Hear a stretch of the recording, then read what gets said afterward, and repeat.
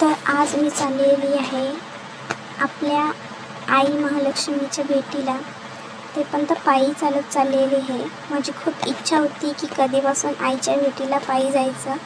तर आज मी लगभग 3 वाजता उठून सर्व फ्रेश वगैरे होऊन मी निघाली आईच्या भेटीला आणि 8 वाजेपर्यंत मी तलवाडा इकडे पोहोचली.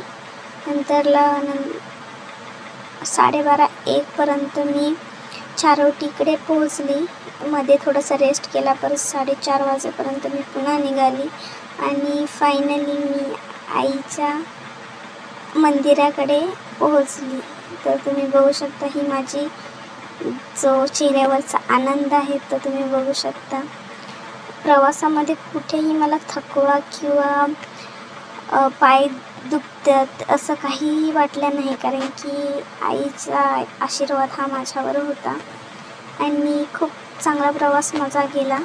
आणि फायनली मी मंदिरात पोहोचली. आईचा चेहरा बघूनच मन प्रसन्न झालं माझं.